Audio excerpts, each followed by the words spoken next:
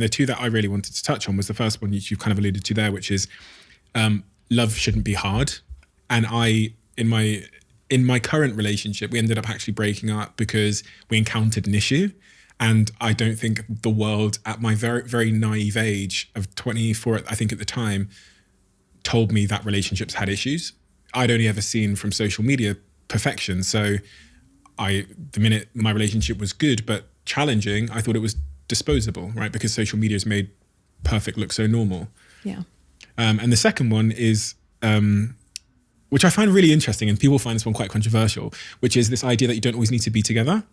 Me and my girlfriend are very, very good. Like, we're very, very comfortable with each other, to the point that, and people will find this a bit shocking, if we go away somewhere, like we go to another country, we will often have separate bedrooms. And because she will have her own space where she sets up all of her stuff. She likes to meditate and put her crystals out and all of this stuff. And I'll have my own room, my own bedroom, and then we'll sleep in the same bed, but we have our own space. And also, even if we go on holiday for a month, I might say to her halfway through the holiday, babe, I'm going to go in that direction for 5 days. I'll see you then. I'll see you in 5 days' time. And we've got to a point where we're really comfortable with that. But I can't think of another relationship I've been in where any of those things would have been greeted with anything but like anger or like, what? You know what I mean? Yeah.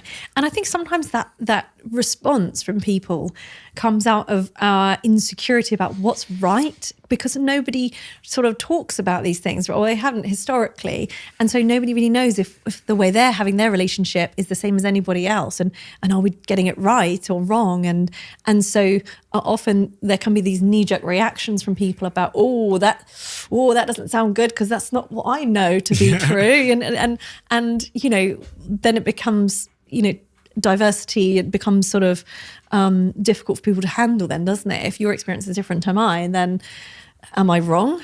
And people get really kind of upset about that. And this probably is destroying more relationships than we know, this social fake expectation of how it should be going for you. Whereas, in fact, much of what I read about in your book, and even this idea of having more words to describe how you feel, treating these things in a non-binary way, but just like reflecting on how do I feel? Not has he ticked the box of sending me roses today, but how do I feel? Yeah. This seems to be a much better way to navigate through life. Yeah, absolutely. And going with what you're dealing with at that point, rather than the world says we should be having dinner tonight and you should be buying me 10 roses. Therefore, we're getting this really wrong if it's not happening.